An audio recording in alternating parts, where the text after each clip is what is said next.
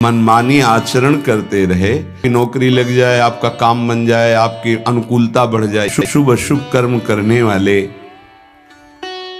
जब भगवत कृपा से पुनः सत्संग प्राप्त करते हैं और साधन मार्ग में लगते हैं तो माया अपना प्रबल रूप धारण करती है। या तो ऐसी अनुकूलता प्रदान करती है कि वो भूल जाए, या ऐसी प्रतिकूलता झोंक देती है कि उसको लगता है कुछ नाम जपने से नहीं, कुछ साधन करने से नहीं, दुख तो वैसे ही घेरे हुए, धैर्य छूट जाता है और भगवत मार्ग से विमुख आचरण करने लगता है।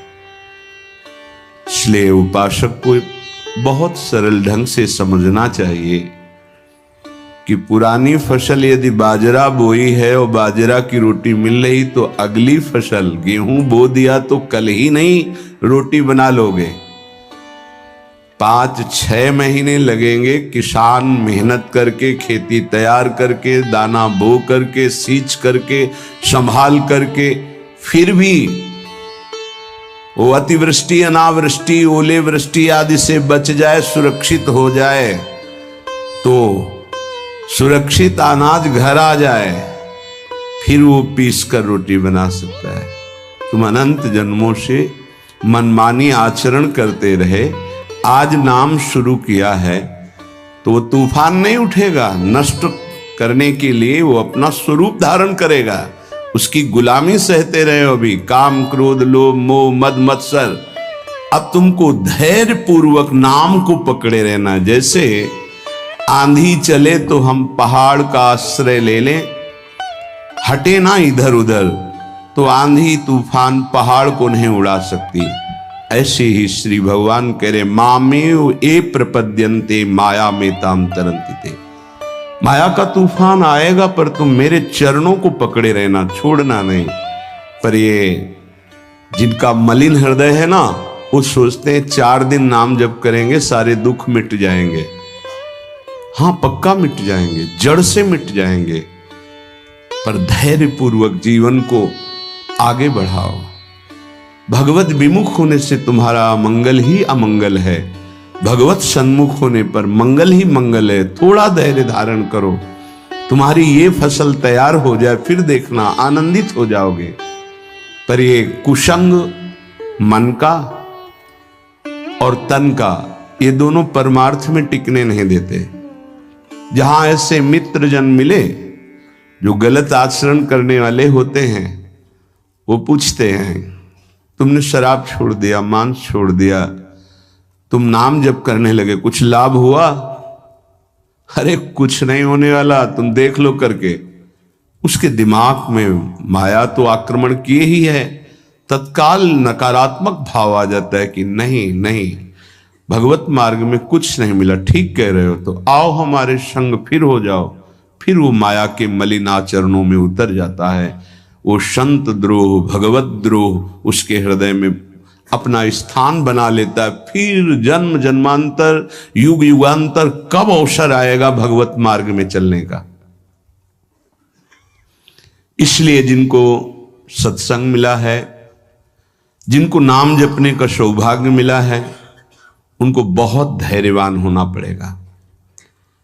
इसको ऐसे पकड़ना होगा कि जैसे हम बहुत बीमार हैं और इस औषधि के सिवा अब हमारा कोई रास्ता नहीं बचने का, अब हमको ये औषधि खानी ही है।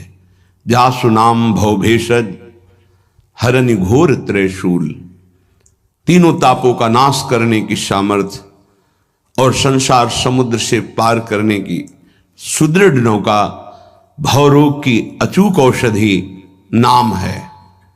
हमारा भाव बने न बने, भाव बिगड़ जाए, कोई बात नहीं, तुम नाम मत छोड़ना, हमारी प्रार्थना मानना, नहीं तो ये तूफान माया का आपको उड़ा ले जाएगा, परमार्थ में नहीं खड़ा होने देगा। बहुत धैर्य पूर्वक दीर्घ काल तक चला जाता है। धैर्य कहते हैं लाभ मिले ना मिले, हानि मिले, अपमान मिले, सम्मान मिले, हम किसी भी स्थिति में अब नाम नहीं छोड़ सकते। वो जीत जाएगा माया से। विपक्ष बहुत जोरदार है, आप क्या समझते हो? आप भगवान के अंश हो ये भूल चुके हो, लेकिन वो नहीं भूली, वो भगवान की शक्ति है। भगवान कह रहे हैं मम माया दुरत्य, मम माया, मम मेरी है। जैसे ममैवांशो आपको बोला तो विपक्ष को भी बोला मम माया। अब आपको सावधान करने के लिए भगवान ही संत, गुरुदेव, शास्त्र इस रूप में संबोधन करते हैं।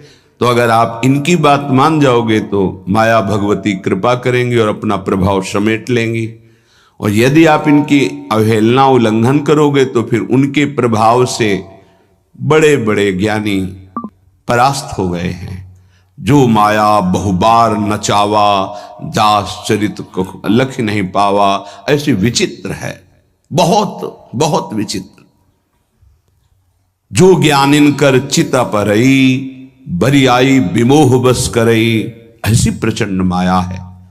इसलिए जिनके कानों में आवाज पहुंच रही हो, हमारी प्रार्थना है, बहुत जन्मों से भटक रहे हैं, ये दुख सुख के प्रलोभन और भय में आकर के नाम न छोड़ दीजिए। ऐसा भी हो सकता है कि नाम जपना शुरू करें, आपकी नौकरी लग जाए, आपका काम बन जाए, आपकी अनुकूलता बढ़ जाए। ये नाम का फल नहीं है, ध्यान रखना, ये नाम का फल नहीं है। हम स्पष्ट आपको कह रहे हैं कि जब से आपने नाम जपना शुरू किया आपका सब मंगल होने लगा, ये नहीं है। ये आपके पुण्यों का है, पूर्व पुण्यों का है। ये नाम आपको सामर्थ्य देगा दुख और सुख दोनों सहकर परमानंद की प्राप्ति। ये विषयानंद नाम के फल से नहीं। आप नाम जपना शुरू किए, सब कुछ बिगड़ना शुरू हो गया, ये नाम का फल नहीं है। ये आपके पाप नष्ट हो रहे हैं। विवेक पूर्वक चलिए। अगर विवेक नहीं धारण करेंगे तो फिर सब मार्ग छूट जाएगा। विवेक इसी से उत्पन्न होता है, सत्संग से। जहां विवेक जागृत हुआ वो आपको टिका देगा परमार्थ में, नहीं तो बहुत बलवती भगवान की माया है।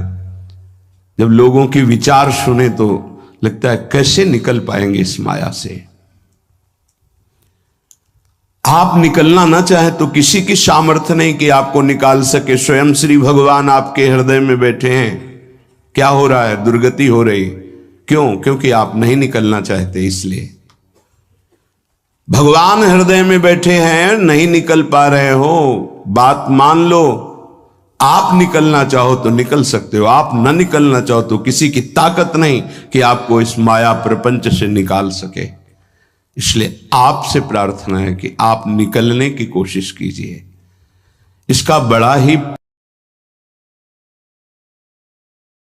धन और भुलावा एक क्षण में भुला दे सारे ज्ञान विज्ञान को और अपने में आकर्षित कर दे, उसका नाम माया। ऐसे प्रलोभन फेंक दे कि जानबूझकर तुम भगवान को भूल जाओ और उन प्रलोभनों में लग जाओ, उसका नाम माया।